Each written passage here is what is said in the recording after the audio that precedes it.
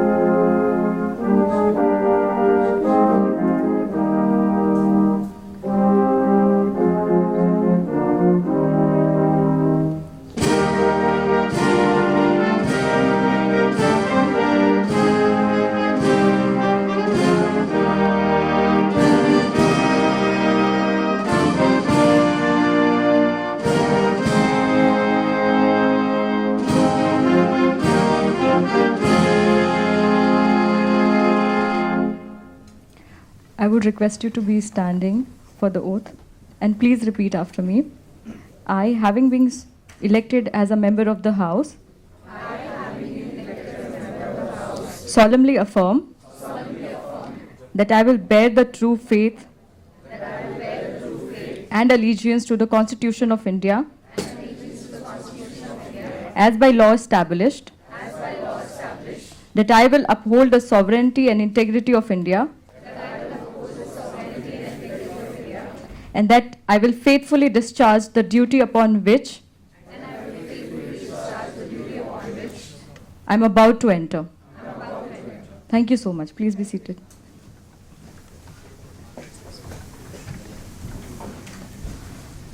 So we begin with the discussion of our first bill, which is the Regulation of Surrogacy Bill 2019. First of all, we'll have the votings in show of hands about motion to discuss the bill. Can you have a show of hands so that we decide are we going to discuss or not? Thank you so much. So we begin the discussion, and I request the minister to table the bill from the ruling party. Good afternoon to everyone present here, and welcome to the House. Today, I have the honor to present the Surrogacy Regulation Bill of 2019. So, the first person who is in our list to speak about is Ms. Pranita Pullamaraju. Ma'am, the bill, sorry? She has. She did. So, Ms. Pranita. Thank you, Madam Speaker, for giving me the opportunity to share my views on the bill. While the new legislation aims to clean up the hitherto unregulated surrogacy industry, the law is deficient in many respects. My primary concern regarding this is creating artificial barriers to availing surrogacy services.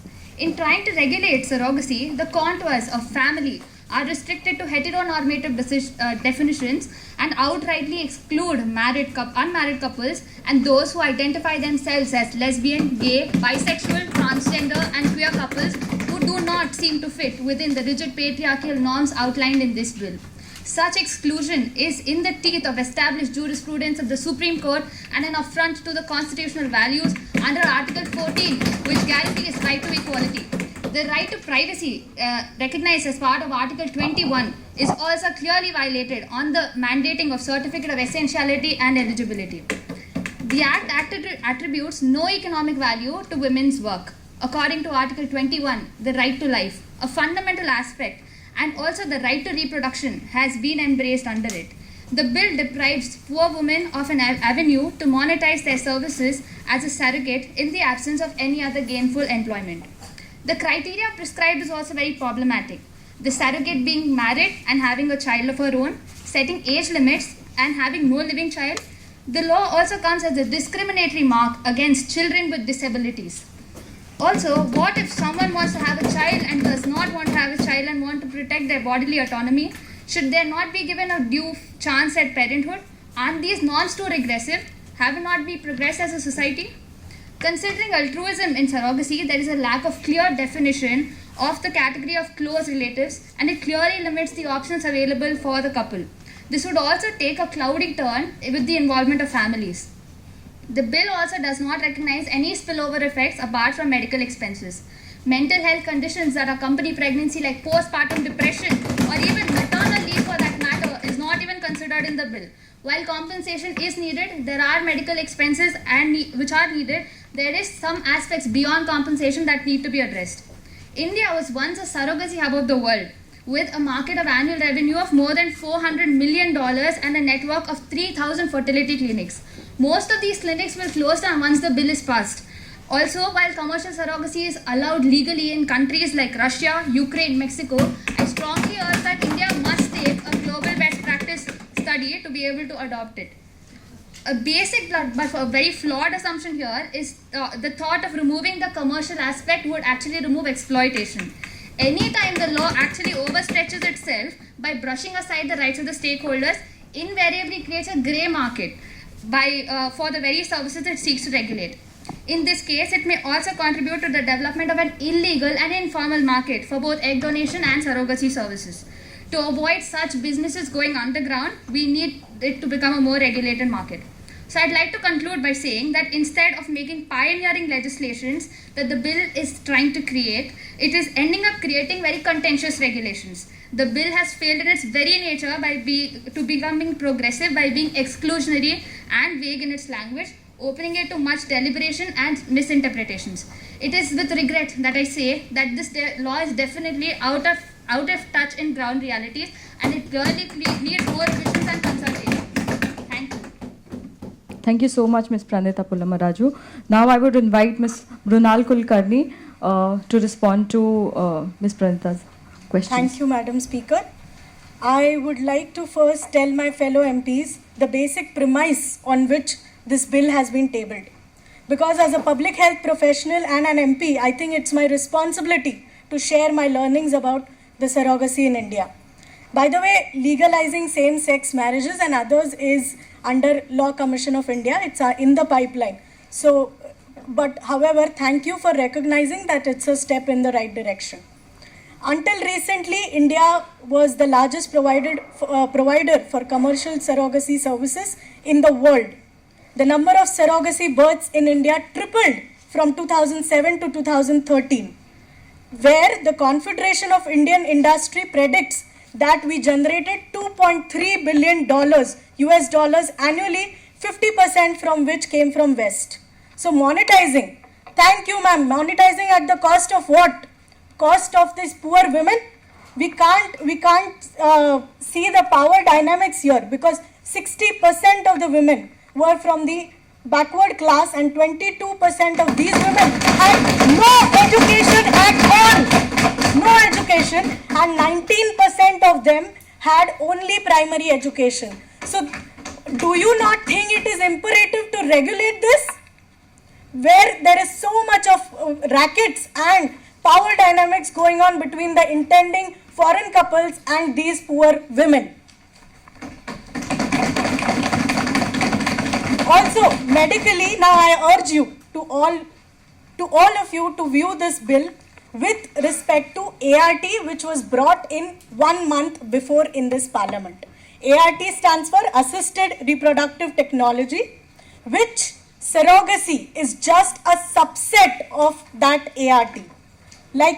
And there are other forms of ART like intrauterine insemination, in vitro fertilization, intracytoplasmic sperm injection. So these can also be other methods which can be assorted too. After the birth of first scientifically well-documented test tube baby in 1986, there were mushrooming IVF clinics in India.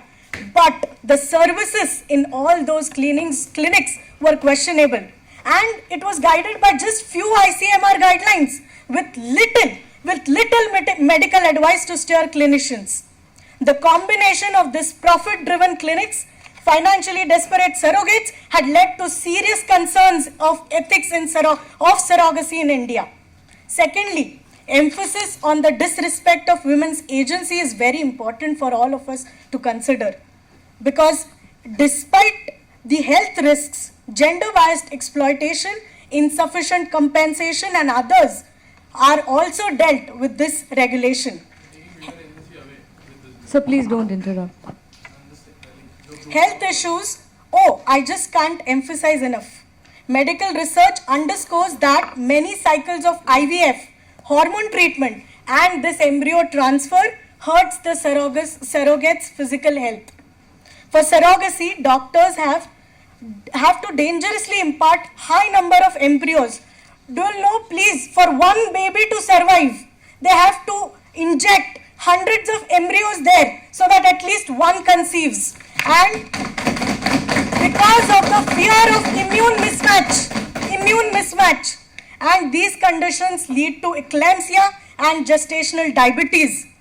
After this, when they find that one sperm and one embryo has conceived, what they do is inject a lethal solution inside the fetus so that after the 10 weeks of pregnancy, which is called as fetal reduction, so that she does not give birth to twins and triplets, because of course the intended couple from foreigners are not going to pay for triplets and the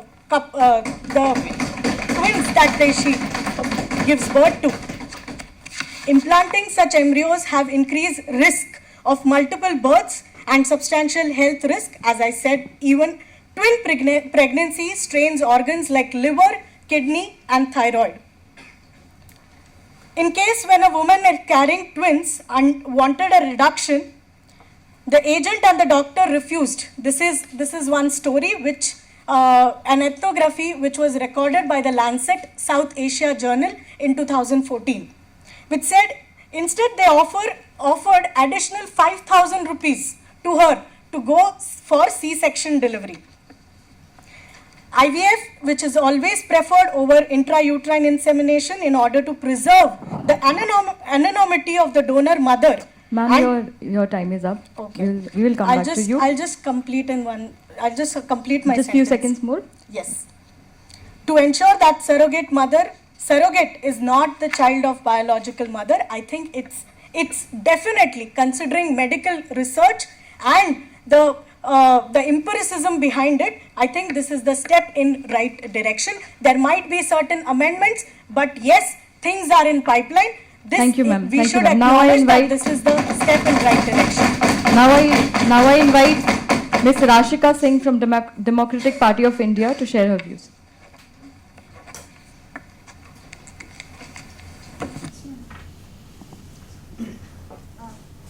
Thank you, Madam Speaker, for giving me this opportunity. I'd just like to address some of the concerns that were brought up by the opposition party. First of all, when you talked about right to privacy getting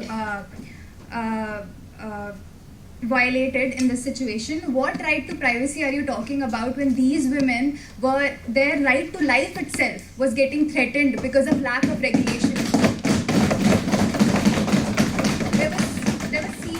There were several cases where, as Dr. Mrunal just pointed out, several times what used to happen is because the women ended up conceiving more than one child and the intended couple did not want more than one child, they used to force these surrogate women to have abortions of one of the children or two of the children. Selective sex abortions also used to happen. There were several cases where their bodies got very weakened because of these procedures.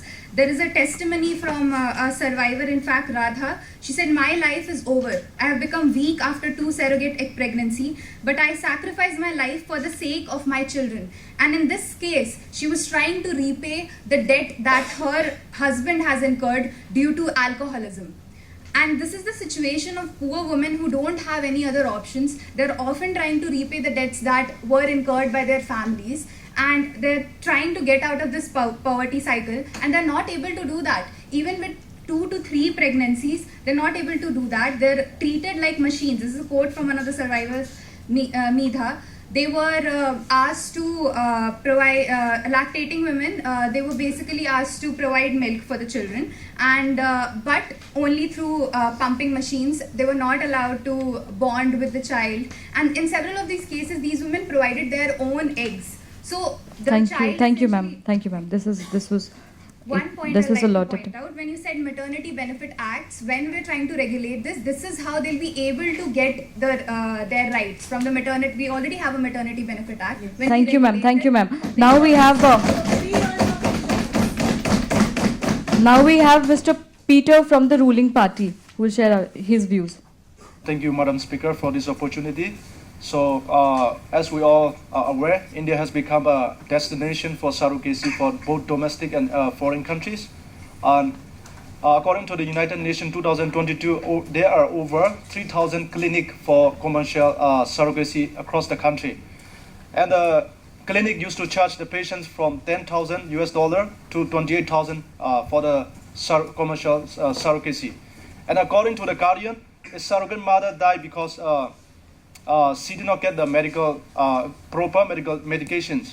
And there are more than 25,000 children being born through surrogacy in India every year. More than 25,000 children.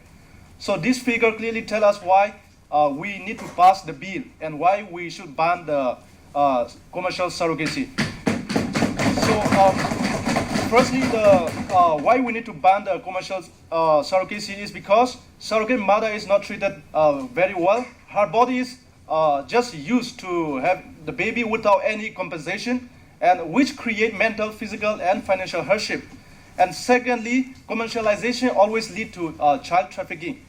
So it's child trafficking, not adult trafficking. It's child trafficking. That's why we need to ban. Thirdly, surrogacy always lead to the commodification of children. And fourth,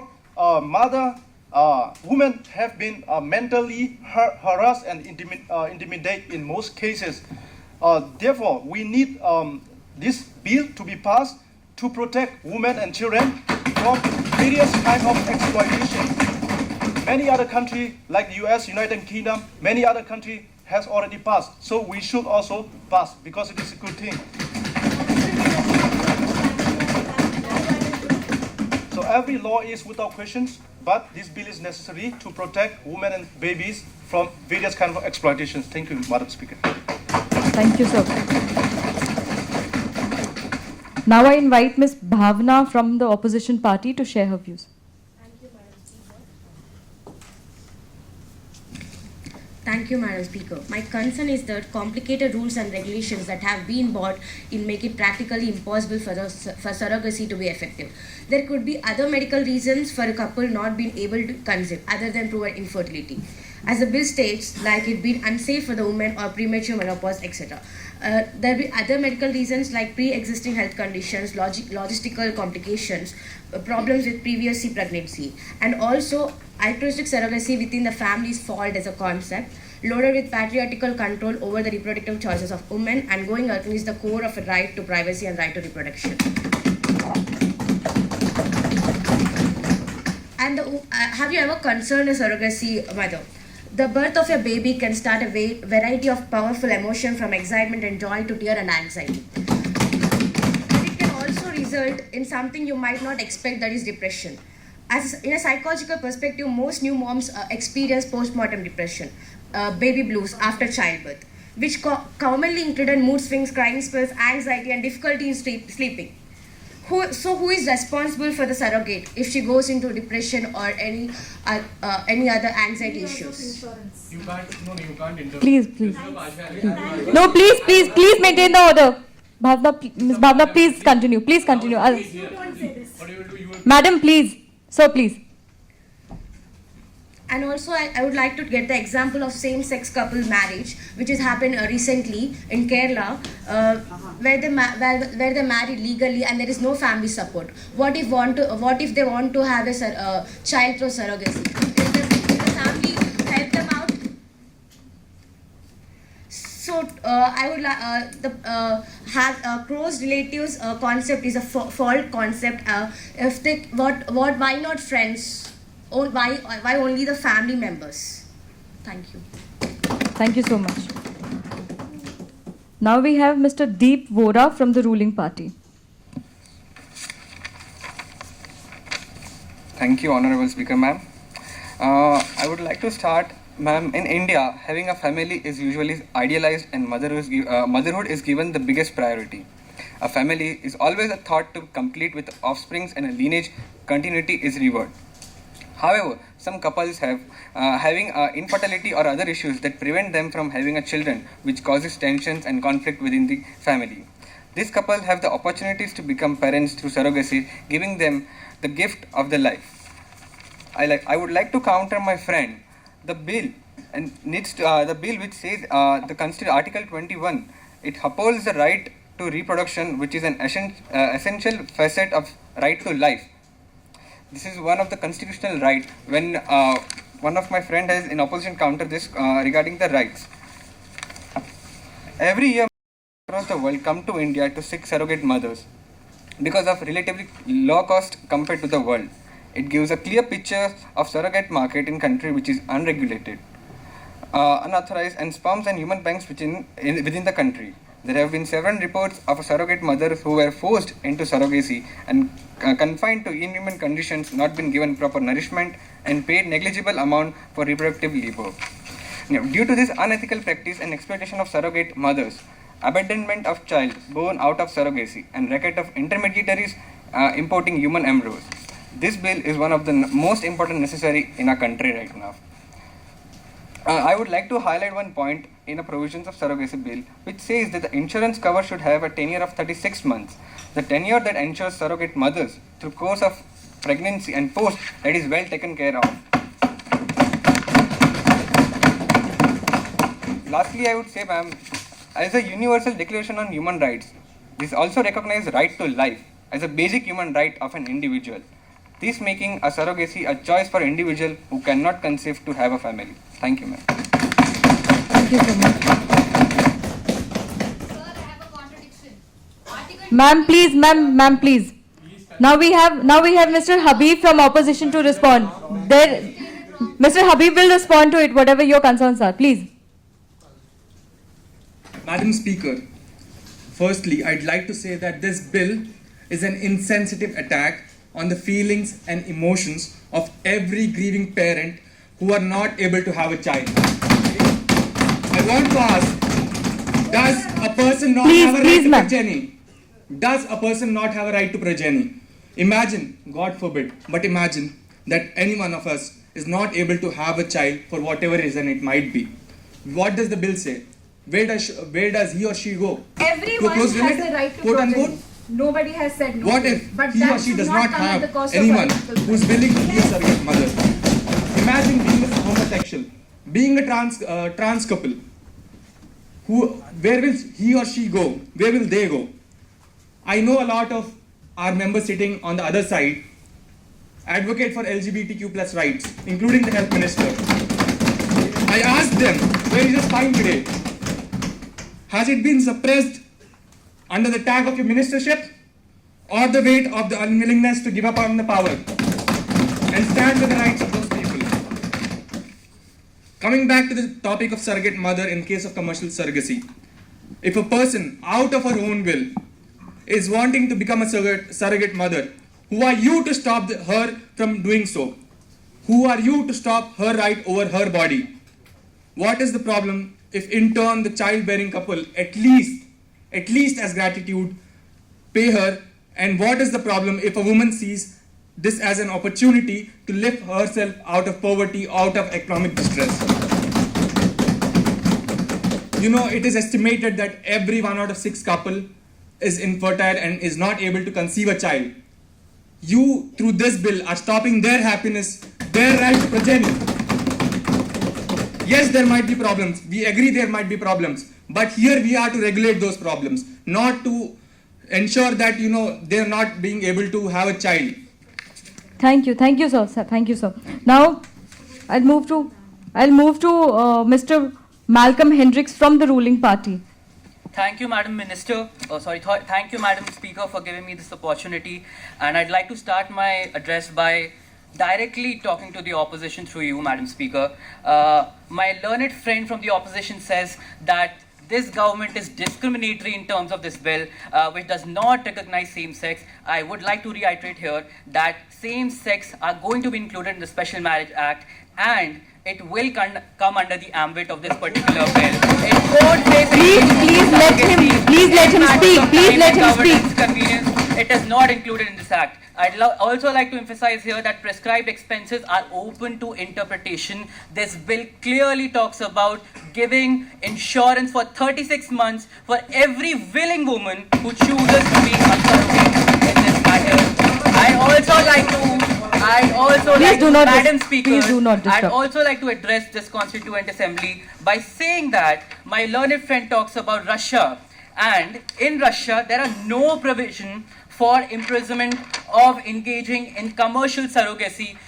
The opposition talks about it being flawed, that commercial surrogacy does not allow women's right to give reproduction. I would like to emphasize on my friend's point here. This bill, and it needs to be reiterated here, is constitutional as it upholds the right to reproduction, which is an essential facet of the right to life under Article 21 of the Constitution of India. Now, talking about the fertility industry in this country, my opposition friends talk about the booming industry, which has recorded a growth of 20% in the last 5 years. This is an E&Y report source. This government has every intention to regulate the very same industry, to prohibit unethical practices in this land. The government has no intention to curb this medical industry in terms of surrogacy. I'd like to make another point, Madam Speaker, that commercial surrogacy has therefore, compared to practices like organ sales, there are deliberations within scientific community, and keeping best standard practices in mind, we thought of bringing an altruistic surrogacy in India. There are Western countries who will not allow either altruistic surrogacy or commercial surrogacy. India is very liberal in bringing this table. I'd like to conclude my speech here by saying that this bill is a need of the hour. This bill is progressive. Please maintain the decorum. Please maintain the decorum. Thank you so much. Now we have Ms. Vishakha Agnihotri from the Democratic Party of India. Thank you, Madam Speaker, for giving me the opportunity to speak on the surrogacy bill. Madam Speaker, India was amongst the list of countries such as Russia, Ukraine, and some states of the USA, which allowed commercial surrogacy, wherein the surrogate mothers were entitled to get compensation in cash or kind from the intended couples in addition to the medical expenses and insurance. The commercial surrogacy was legalized in India in 2002, which was banned in the year 2015. One of the reasons for such a step can be traced back to a leading case which led the government to pay heed on the surrogacy regulations in the country. The case was of baby Manji, where a Japanese couple took assistance of artificial reproduction in the form of surrogacy by engaging an Indian surrogate mother. The couple, however, got separated before the baby was born, And the question before the court was who will keep the baby. The husband was willing to keep the child while the wife was not. And to add to the complexities, Japan did not recognize surrogacy then, and Indian law was also unsettled in this regard. The case came to a conclusion when it was decided to hand over the baby to her grandmother. Although the case was closed, it opened the lacuna in the surrogacy laws which needed government's attention. Please let her speak. Please let her speak. Ma'am, please. Of surrogate women is evident from the... Sir, please. I would like to substantiate by giving 2 case studies, Minister. Thus, exploitation of surrogate women is evident from the case of 2018 in Hyderabad, where a man aged 64 years was arrested for harassing the surrogate mother he had hired. Likewise, a woman and a doctor were arrested in 2019 in Kolkata for running a surrogacy racket. Thus, the exponential growth in the surrogacy industry, exploitation of surrogate women, and improper regulation of the surrogacy agreements led to the progression of introducing the surrogacy bill, which needs to be passed. Then what would be the problem? Sir, please. Are you finished, ma'am? Are you done speaking? Thank you so much. All of us will get the time to speak. Please do not interrupt. Please do not interrupt. I now invite Ms. Shruti Murthala from the ruling party to share her views. Madam Speaker, thank you for giving me this opportunity. The opposition has talked about the constitutional provision of right to equality. I agree we are born equal. But what about the innocent child who is born for the LGBTQ? And I think you need to go back to your biology textbooks and see. We have introduced the ART bill before it because the procedure is outside the body. You are asking about lineage. We are trying to take forward the lineage because there is mother and father. What about the heterosexuals or if there is only single mothers? That is why I think you need to go back and study biology again so that... No, LGBTQ, that's why I'm telling you, where is the family? If there is no marriage, if the marriage is not yet legalized. No, we are not being patriarchal. It is the right of... Please let her respond. Ma'am, please do not disrupt. Ma'am, the bill is introduced... Done by you, Ali. Yes, it is not... Member from your party only is speaking. Please, ma'am. Sir, please. No, let her speak first. You will get time to respond. Please. Ma'am, the purpose of the bill is defeated because... First let her finish. First, ma'am, please continue. Ma'am, the essence of the bill is lost because... You are sitting there and you have passed a patriarchal government and Sir, let her respond first. Sir, please let her respond first. Because the essence of the bill is to estimate, the WHO estimates that infertility in India has gone up to 16.8% and there is multifaceted reasons. So, you see, India should not go on path of Japan or any other countries, and it is, it is essential to have a family for those who think. That's why the clause of 5 years has been introduced. And you are talking about the relatives, close by relatives. It is because we have heard so many stories of the women being harassed. So we need to take the bill. Madam, let me speak, because we need to take the bill step by step and not all of a sudden go onto the sky and face problems. What happened from 2007 to 2013? Think rationally. We have to take the bill step by step. And let me say, the provisions are not loose as stated by you, because there is all surrogacy clinics must be registered with the government and there is a procedure for everything, because yes, and there is strict punishment. Which country offers a fine of 10 lakh rupees? Which country offers a fine of 10 lakh rupees for these mistakes? And there are less than 1,000 clinics. Yes, there are data. This is government data. It's on the portal. You please go and check it, because the central and state, Madam, state governments have also been constituted to state surrogacy boards, so that there are authorities appointed by the state and central agencies, and the license of the clinics are also being verified. And if you want, you can please go to Ministry of Health and Family Welfare and please have this checked, because all the provisions are clearly stated. I thank the Health Minister for putting up such bill in the need of the hour, where India needs to be on forefront. It is not only the population, it is also the economy which also needs to move with now we are having demographic treatment. What after 30 years? What will you do? Please think about this issue. The rules needs to be stringent at this place, because commercial surrogacy is being exploited, and you have seen many in the glamour industry also being exploited, and that's why we have... Ma'am, this is a sensitive issue. There is a third...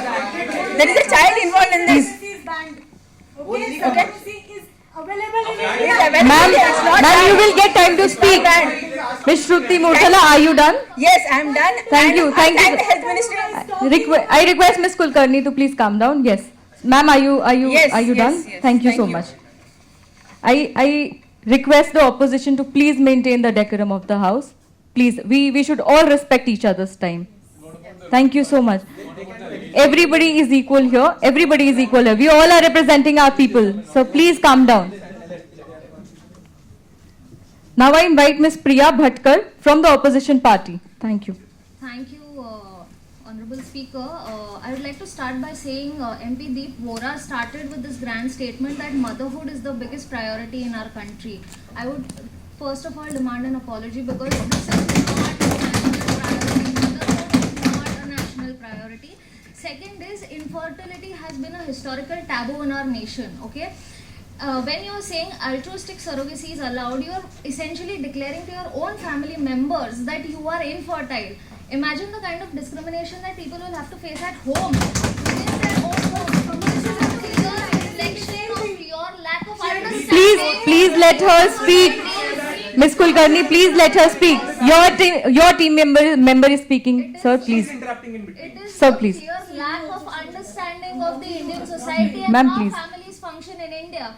Second is, please understand that orphan couples will have nowhere to go if you keep altruistic surrogacy as the only option open. When you ban commercial surrogacy. Second is, why should a surrogate be married to be able to be a surrogate?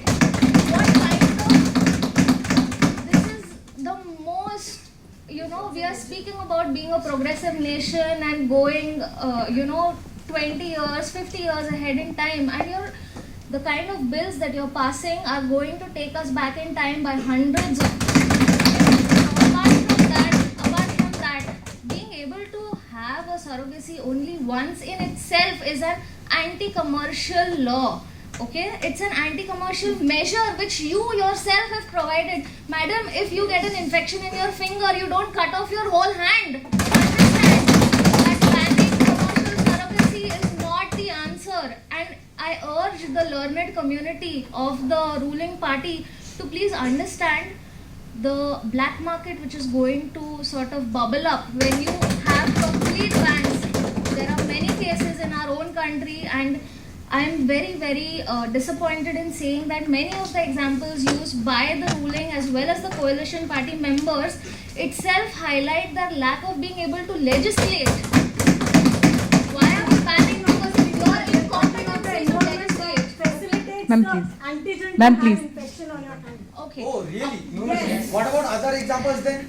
So please let Ms. Bhatkar speak. Okay. Why? Okay. Again, another clause that a lady who's wanting to be a surrogate should have had a child before. What is this anti-scientific? Because there are already lot of. What is this anti-scientific temperament? You will get time to respond. You will get time to respond. Surrogate to be married. Yes. What? Okay. Another thing. Stigma, you don't want a surrogate to be married. It is her. Sir, please, let the ruling party will get the time to respond. Madam Singh, please respond to the chair, not to the person, please.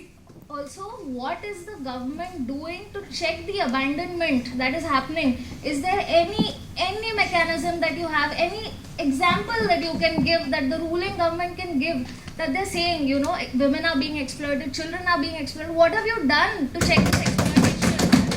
Do you have a single example? Banning commercial surrogacy is not the answer. It is your incompetence to check. Apart from this, I'm speaking on behalf of all the women here and all the future women. Okay, the labor force participation rate of the women in this country is already low. Nations all over the world have been pointing this out. Ma'am, please. When women have the option to go for commercial surrogacy or to go for altruistic surrogacy, okay, it lets them go to office and work, okay. Y'all are talking about having postnatal leaves, etc., okay, shared between the father and the mother. You have another person who with compensation is willing to share the burden of the entire 9 months. How can you take it? Thank you. Ma'am, please. Madam, bandwagoning with the developed countries. ma'am, please, you will get time to respond. Ma'am, please, no. Ms. Bhatkar, please continue. Please maintain the decorum. Please maintain the decorum of the house. No, thank you. You will get time to respond. They did not interrupt your time. Please, madam, please. I request, ma'am. Please. I think the minister should be out of the parliament for this. So sorry, sir. Please let your team member speak. So sorry. Please.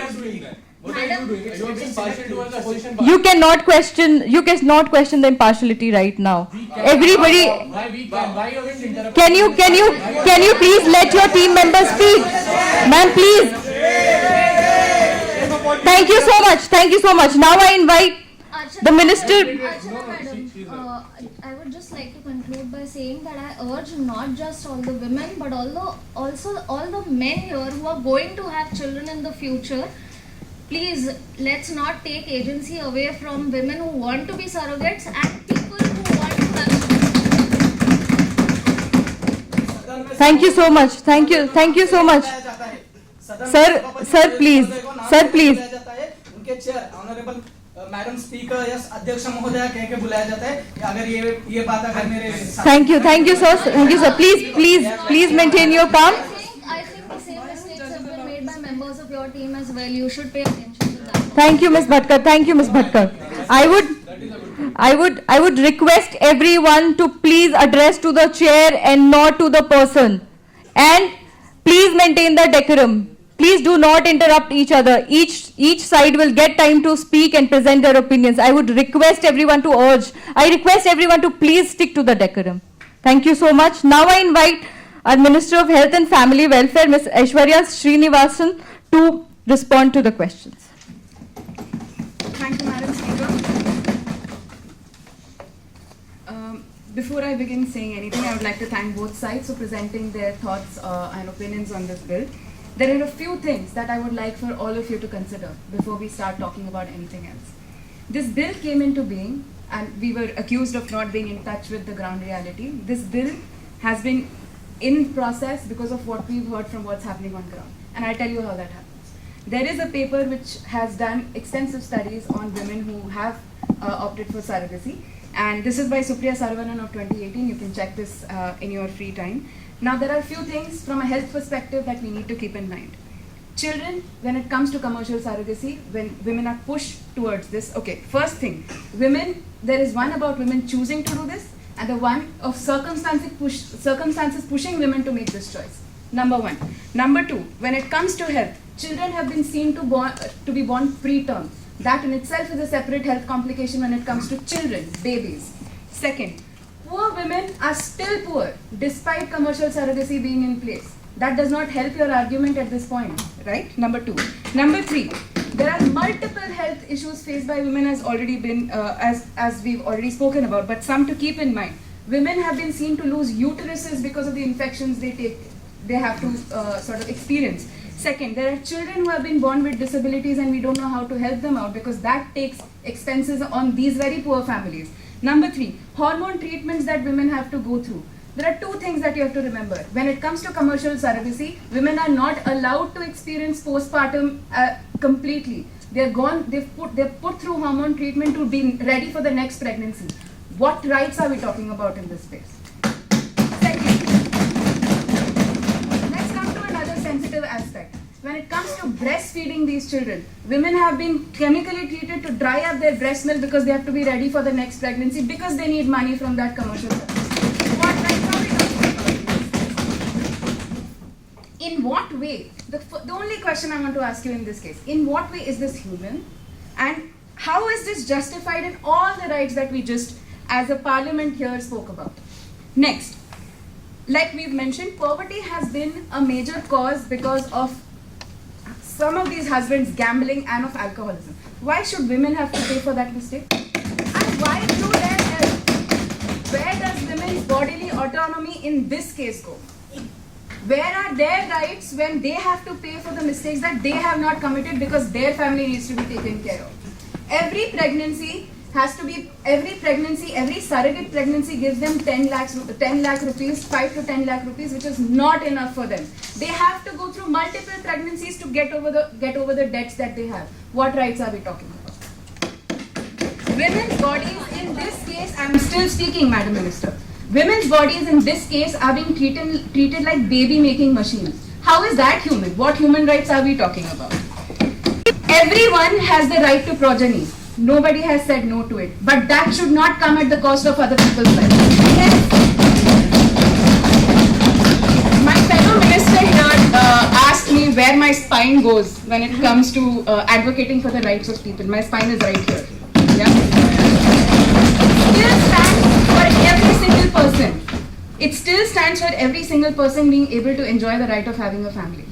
Now, what we are trying to do here is to ensure that women do not get exploited in the process. Please understand that we are not taking the right of having a progeny from a woman. We are trying to ensure that women do not get exploited for somebody else's happiness. That is not right. I'm still speaking. Commercial surrogacy is banned for foreign nationals. They cannot use Indian women as baby making machines just because they don't have a family. It should not come in hospital. I'm still speaking. This bill and the detailed regulations that I hope everybody has gone through tells you how we are trying to regulate what is not a right practice when it comes to a body of. I'm still speaking, sir. I'm still speaking. I'm still speaking. I'm still speaking. I did not interrupt anybody. Please learn the right things. I did not interrupt anybody when you were speaking. I expect that in return. This bill ensures that every surrogate mother and child is protected. What happens when a child is born out of surrogacy and then people don't want to adopt him or her or whatever the child, however the child is born? What are we going to do when the child is dealing with health complications? Have we thought about those things? We are here to champion for everybody's rights, but we do not want to think about the consequences of all of those. How are we going to pass anything without understanding how women have to deal with this? Now, let me say another thing and finally I can close it out. Surrogacy in any situation, keeping the health complications in mind, must be the last resort. Yes, adoption and legal adoption is still an option. Who are you to decide? Who are you to decide? No one is deciding anything. It is an option available for people. I have not completed. I'm no one here, even you are no one to tell who's supposed to be exploited and not exploited. Exploitation. It is, adoption is an option. It should be the last resort and must not come at the expense of another woman. Please let the minister respond. So let's think of it as women here. Are we okay to let our bodies go through extreme pain and all the complications that can come with, because we apparently are going to give another life to somebody else? And given the health reasons, it is proved to be Please let your minister speak. Please let your minister speak. Thank you so much for your consideration. In 2012, the estimates for the surrogacy industry that we all want to really talk about when it comes to economic value stood at the worth of 400 million a year, with 3,000 clinics operating in India, right? Now, this is the price you're putting for a woman's health? This is the price at which we are okay to sacrifice somebody because apparently they're making a choice out of not circumstance, but because they know they can do it. Why should poor women have to go through all of this just because they need to make sure that their family stays afloat? I completely agree with you that they have the right to employment, they have the right to education, they have the right to everything, but we have to make other opportunities available to them to be economically standing. So why are we talking about this becoming an economic provision for them at the expense of their health? Please think about that. I would request you to please address to the chair. But with this, I would like to ensure that I'm still speaking, sir. Please do not blame me if I start interrupting you and there will be no end to that. Ma'am, please continue. Ma'am, please continue. With this, I would like, Madam Speaker, can you please... What kind of tone is this? Sir, I would request each one of us to be respectful towards each other. It applies to everyone, sir. It applies to you as well. It applies to you, madam, as well. I agree to it, and I apologize for taking that tone, even though the apology never came from that end for taking any tone.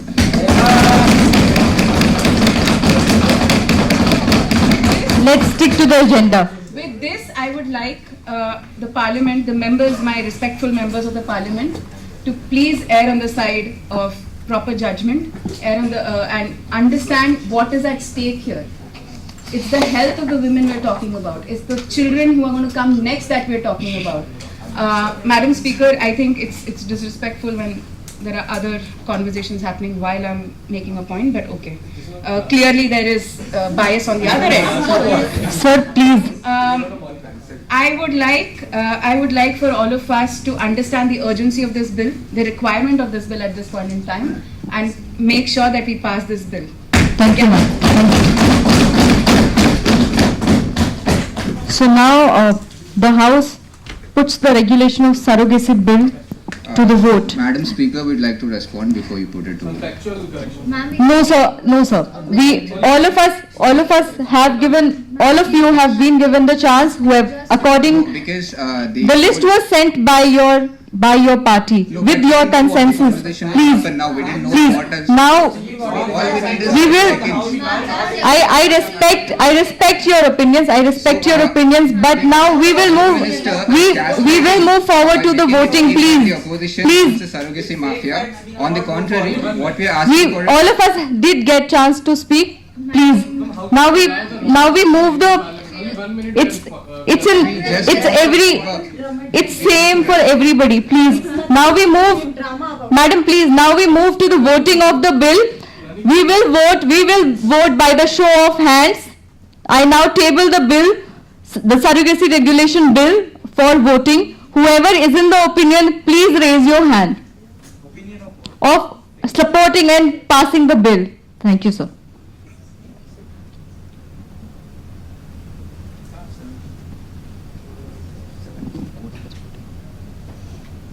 Thank you so much.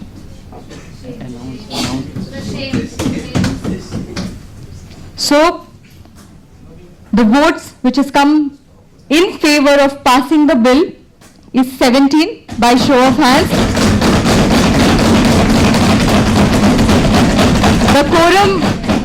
The required quorum was 14, but we have 17 votes. So now I announce the bill to be passed.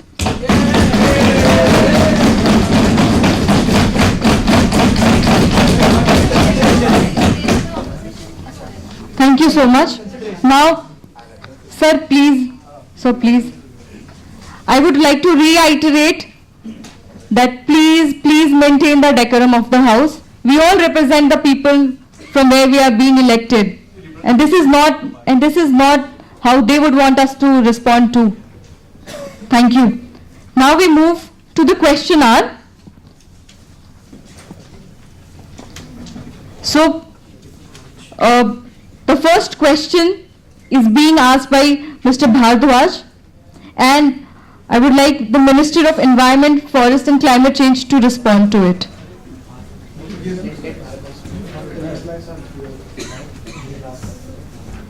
Mr. Bhardwaj, please ask your question. Okay.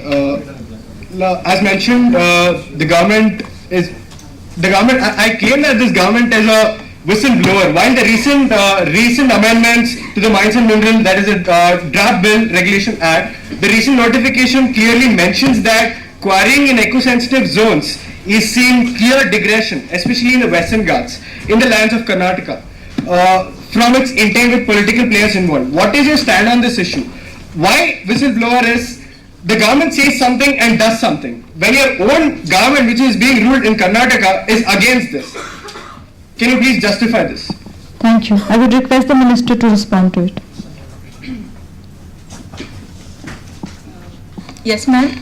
The recent amendments to Mines and Minerals Development and Regulation Act, passed on March 22nd, 2021, do not mention quarrying in eco-sensitive zones, and the clauses in the bill are given in the reference section for the clarification. The Ministry of, and adding to that, the Ministry of Environment, Forest and Climate Change issued a draft notification on 6th of July 2022, which demarcated, in fact, large parts of Karnataka, Tamil Nadu, Gujarat and Maharashtra as eco-sensitive zones.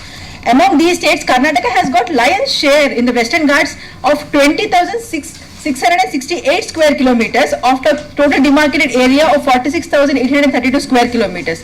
I clearly see no digression, especially in Karnataka, and only Kerala has been excluded from the draft notification because there are many concerns to be addressed. Further, the draft notification states that there shall be complete ban on mining, quarrying and sand mining in this area. All existing mines are to be phased out within 5 years from the date of issue and the final notification or on the expiry of existing mining lease. And in fact, there is no coverage of it because these are in line with the recommendation of Kasturi Rangan report, which was published in the year 2013. And please, you can check with the acts and amendments for in the reference section given below. Thank you. Because your own government is against it. So please. Yes. Thank you, madam. Now I request Mr. Nataraj Singh from the opposition to ask the question.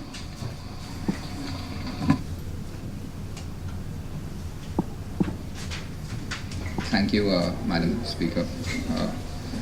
My question is about the recent policy for electronic vehicles. How far do you think the EV policy is faring when discussed in parallel with India's COP27 commitments? We notice that India has committed towards a 50% increment in the usage of renewable resources. Does the government think that EVs are the best sustainable alternative? Thank you. Thank you so much. I would request the Minister, Ms. Shruti Murthala, to respond. To the answer, the electric vehicle policy in India is faring actually well, and it is evident from the fact that EV's share of all vehicles in India has grown from 0.75% in 2019 to over 4% for the first 6 months of 2022. And if this trend continues and it picks up the momentum, the target should be well achieved in time. The government has stated that it intends to grow electric vehicle sales in India to capture the markets of 30% of private, 70% commercial and 80% of 2 to 3 wheelers by 2030. And by these statistics you can clearly see these are in line with India's commitments as promised, not in COP27 but it is in Glasgow in COP26 to meet 50% of its energy needs from renewable energy sources by 2030 and for the transition to net zero by 2070. Further, the document released in the recently concluded COP27 in Sharm el-Sheikh in Egypt also notes that adapting to climate change could cost more than 85 trillion by 2030. And answering your EV policy, China dominates market of most essentials in the EV supply chain, and the recent impetus on renewable energy could mean that electricity should be from clean source. So if you are charging your electric vehicle with the from the electricity which is produced from non-renewable sources, then so that would not be feasible. So and it may not be the best sustainable alternative. So to achieve 50% increment in the use of renewable sources, India embarked on far-reaching new initiatives like in the renewable energy, e-mobility, ethanol blended fuels and green hydrogen as an alternate source of energy. Thank you. Thank you so much, ma'am. Now I invite Mr. Vinayaka Sai Chaitanya from opposition to ask his question. Thank you, Madam Speaker. If we see the current reports of Global Climate Risk Index, India stands at the rank of 7 and we have the record temperatures of 49 degrees in the capital of the country in Delhi. So when India is undergoing a climate crisis of this scale and there are hardly any resources that this comprehendibly a common man can read about climate crisis and make aware of themselves, the move of the government to take off chapters in the NCERT concerning climate change is indeed objectionable and condemnable. And also, Madam, I would like to state the chapters which were removed. From class 9, the chapter on monsoon, from class 7, the chapter on weather and climate, and an entire one whole chapter on greenhouse effect has been removed from class 11 geography curriculum. And Madam, so please come to the question. Let me give the facts before the question. And it is bizarre that NCERT has decided to drop these topics, and I would like to ask the government, while there is an increased emphasis on the discourse of climate change in India and also globally, how do you justify removal of these chapters from NCERT? And is what exactly the government is trying to do? Is it planning to educate the youth far from the Thank you, Mr. Chaitanya. And now I invite Ms. Shruti Murthala, the Minister, to respond. Sir, first I would like you to know the rules and regulation of the Parliament for the question hour, because there is a format to be followed, and the question, you should be clarified with the question first and then ask it, because the question you gave here is different, but still I would like to answer the same. Yes, India is on the path of climate change, and you have asked about class. Yes, no, you have talked about. You have every right to ask the question in the question hour, because you have asked about class 11th NCERT. Yes, as you see, NCERT has altered the curriculum from class 6 to 12th, as you rightly pointed out, to reduce the content load in light of COVID-19 pandemic. You have asked because 11th class NCERT, because it was the last chapter on class, that too on climate change. So the Education Minister also given clarification on this on 9th of July, that the chapters on climate change has been dropped and would be restored this academic year. The government of the day feels it is important, because youth are the future generation. Please let me speak. Because to include such elements in university education is important, so that we can deal with the challenge of climate change in future. And the government recognizes young people's actions and interventions are crucial, and that's why we have been sending many children from schools to UN to address this issue at UNFCCC, and the government recognizes this. And so under Samagra Shiksha in the year 2019-20, for the first time a grant for youth club and eco club from primary to senior secondary has been provided. And even the National Education Policy of 2020, the government has mandated the concern and interest in adopting climate educational curriculum for all classes, including seminars, field trips, competition, fairs on ecological themes, and to help identify students' their interest. Now, textbooks are just a part. We are actually, thank you. We are just again in the main field. We are doing this to contribute to tackle climate change. Thank you, madam. Thank you, madam. Now I invite Ms. Bhavana from opposition to ask the question. Thank you, Madam Speaker. While many countries worldwide have adopted a robust carbon taxation system, India has yet to bring it to the fore. Why is India falling behind in this very crucial area? In fact, one of the most important factors that addresses climate changes. Thank you.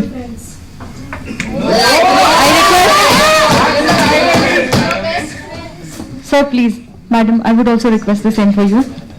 Sir, please. So I request the Environment Minister, Ms. Shruti Murthala, to respond. Ma'am, thank you. That is actually a very good question in the present times, because India does not have an explicit carbon price or market-based mechanism. However, it does have an array of mechanisms to put implicit price on carbon, like Perform Achievement Trade Scheme, coal cess and renewable purchase application, renewable energy certificates, and internal carbon pricing. So the central charging, I would like to answer the central challenge with pricing is diffused benefits and concentrated costs, because whatever system it may be, cap and trade or the outright tax, has been accused being aggressive, because when we do the economics, it mostly affects the lower income households more than the middle and high income households. Because they spend a higher proportion of their incomes on energy intensive goods and services as proportion. She is responding to your question. Their income. Let me complete. In proportion to their income, adopting a phased and incremental approach while introducing the tax is a key strategy for making a carbon tax successful, as observed in Denmark and Finland.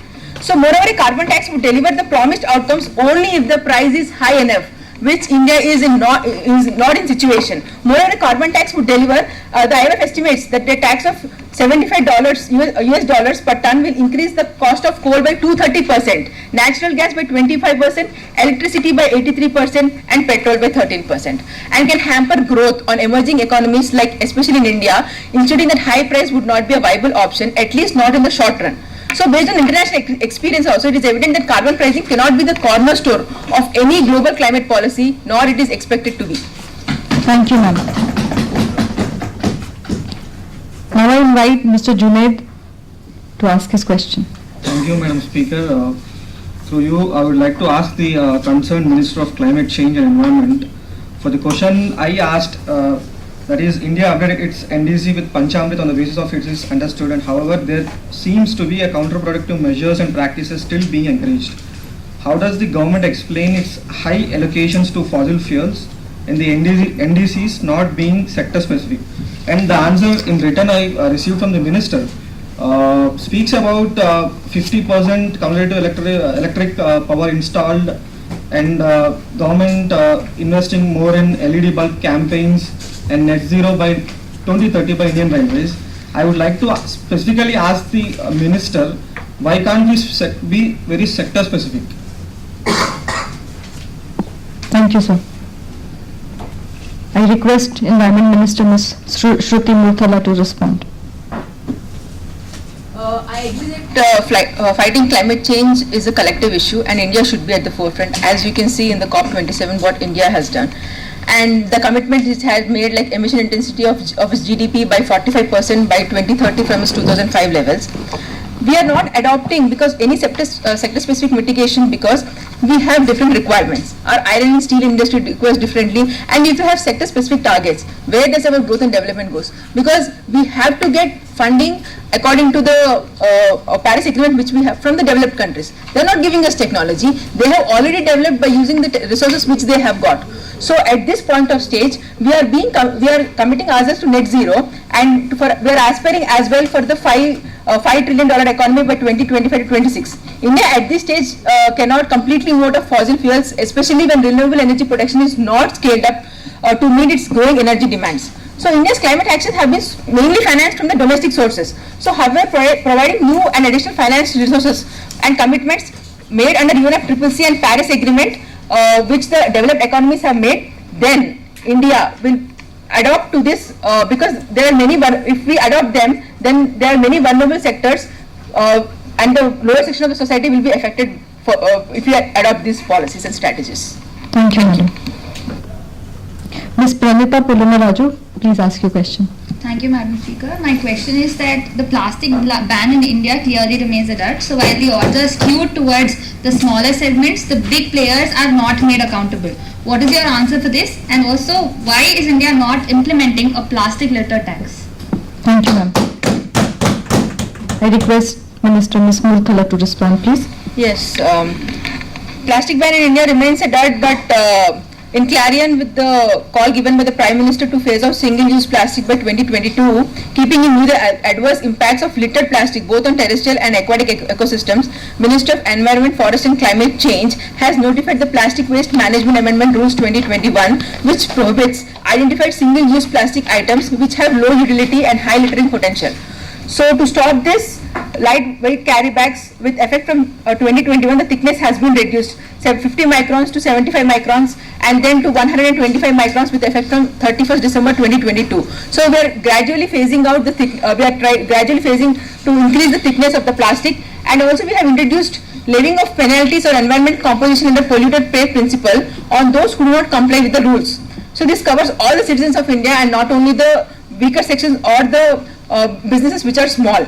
So this India is not implementing plastic litter tax because economics tells us that target pigment plastic litter tax is required to deal with the problem. They should be targeted, and typically pigment tax is intended to litter collection. So what we feel is that first we need to bring behavioral change among the people of our country, how to use plastics by gradually amending the rules and the need of the hour is preventive and punitive steps must be form of annual contract. And thus big players are also made accountable through extended producer responsibility, under which producers are given a significant responsibility of both financial and physical for treatment and disposal of plastic products post-consumption. Thank you, ma'am. Thank you. Sir, please. Now I invite Minister of Finance, Ms. Mrunal Kulkarni. She will be responding to the questions of the oppositions. So I invite Mr. Dhiru Bhai to please ask his question. Thank you, Madam Speaker. And I am here to question them about the economy of the India. And right now, India became a $3.1 trillion economy. And we're going on talking about Make in India, vocal for local and whatnot. And here are only few examples and few successful persons like Adani and Ambani and Tata. So there is no gradual increase in this, and we cannot see any progress in this kind of schemes or like vocal for local and Make in India. And at the same time, still our economy is so vulnerable to global events taking place. And at the same time, in the rule of UPAs, like since 2004 to 2014, the GDP is raised 8.36%, and in that time of the ruling of NDAs, since 2014 and continues, the GDP fell to 4.75%. I have only 1.5 minutes to respond. Please. Yeah, sure. And the more serious problem is no institutional framework or guidelines are in place to tackle this. And what is the government doing? Okay. Strengthening local for local. Firstly, thank you, but vocal for local is precisely the step to make the structures less dependent on shaky global supply chains. COVID-19 has had an unprecedented impact that revealed supply chain vulnerabilities globally and in the region. Therefore, during the pandemic itself, actually this question has to be directed to Ministry of External Affairs, but okay, I will take it. During the pandemic itself, high-level consultations with Australia, India and Japan made to prepare an organization called Supply Chain Resilience Initiative. And these 3 countries intended to share the best practices on global supply chains, holding investment promotion events and buyer-seller matching events to promote opportunities for stakeholders to explore the possibility of diversification of supply chains. Plus, apart from PLI scheme, the measures like promotion of diversification and process re-engineering, contingency buffer while strengthening and smoothening process our own manufacturing to decrease dependence has been taken place. Example, in case of API, pharma parks have been established. They are in the pipeline, especially in the socio-economic zones, and is the biggest look forward. So I would say this question would be directed to External Affairs Ministry, but what is in the hands of Finance Ministry, we have done our part. Thank you, ma'am. I would also want to make a request to the opposition that please stick to the questions which have been submitted to the House. Yes. Now we have Mr. Aditya Jhingan to ask his question. Thank you, Madam Speaker. I want to ask a very simple question to concerned minister who already has accepted that Adanis are their friends. So I just want to ask that, are you like she did? So I just want to ask, are you... Please address to the chair. Please address to the chair. That's what I'm doing. Are you planning to do anything for the rural part of this country from where we come from? Like, not you, like, we don't come from Harvard and Ivy Leagues. The CMI data shows that unemployment was 8% higher, at the rate of 8% in the last month in the rural part of the country. And what you did, what CMI data is showing that the unemployment rate is 8% in the rural part of the country. Madam, you will get time to respond. Madam, you will get time to respond. So please continue. You understood now, no? Should I write and give it to you? You understand? I would request both of you to please address to the chair. It's very simple, and I am making it very simple. Mr. Jhingan, are you done asking your question? No, a little. Madam, you will get time to respond to it. Ma'am, I am making it simple. It is very basic. I said it should have been... I am making it simple for her. Madam, you will get time to respond. I would request you to please wait for that. So please continue your question. Yeah. So that, and you have cut the Manrega data by 25%, Manrega budget by 25%. So we just want to know, are you planning to do anything for the people living in the rural part, or you are like just happy giving freebies to your corporate friends? Thank you, sir. I would request Minister Ms. Kulkarni to respond. After COVID, there has increasingly been a rise in the demand for jobs, which was contemplated by the Rural Development Ministry, and then substantially increased the budget allocation for this demand-driven rural employment scheme. But now, with subsiding wrath of pandemic due to vaccinations, we are expecting the rise of urban jobs, return of the migrants who had gone to villages during pandemic. We have, with Manrega, bolstered other schemes. Yes, let her respond. 1 minute. Manrega budget is, Manrega budget please is address to the chair, both of you. Rural Ministry, Rural Development Ministry, and it is being decided by the Labour and Employment Ministry. We sanction, but still, since you have posed the question, I will answer. Don't worry, I will answer. Wait. Format नहीं, question ही गलत ministry पे आ रहा है. Madam please, sir please let her respond. Please let her respond. Please maintain the decorum. She is addressing your question. Madam, please. I was addressing, you spoke in between. Please stick to the agenda. I was talking only. Sir, please. So with Manrega, we have bolstered other schemes like Pradhan Mantri Gram Sadak Yojana, Deen Dayal Antyodaya Yojana, that is National Rural Livelihood Mission. During COVID too, Garib Kalyan Yojgar Yojana gave 125 days of employment to boost in 116 selected districts across 6 states. Okay, ma'am, I and would the financial allocation. Ma'am, you have crossed your allotted time. Yes, ma'am, please. Last one. Madam Speaker, 2 matters of ordinance. Sir, madam, please. Madam, I would. They're belittling the minister themselves and they're saying. I am taking the notice. I am taking the notice, madam. Please. Please. Please do not make personal remarks. Please do not make personal remarks. Thank you, madam. Thank you for answering. Now we move to Mr. Habib, who will be asking his question. Thank you, Madam Speaker. Yeah, sure. Yeah. Thank you, Madam Speaker. Firstly, you talk about your food security scheme and the so-called Garib Kalyan, and then there is the people who are living below the poverty.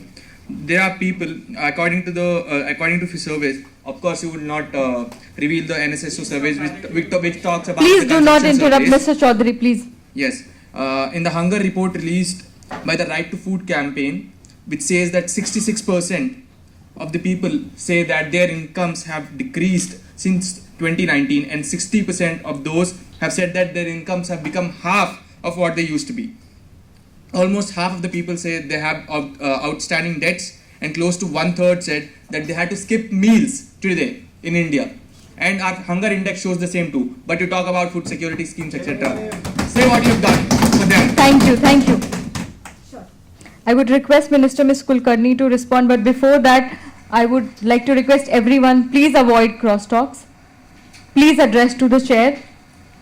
And anything which you will be speaking which is not on record, please avoid speaking those things. Thank you, madam. So it is evident that such questions do not search for facts. Based on relevant information, they take piecemeal. Sir, you were not disrupted. They take piecemeal approach and then target, but it's okay. Delivery of nutritional support and assurance of food security by the government in March 2020 announced the distribution of additional free of cost food grains, rice, wheat to about 80 crore national NFSA beneficiaries at the scale of 5 kg per person per month under Pradhan Mantri Garib Kalyan Anna Yojana, over and above the regular monthly NFSA food grains.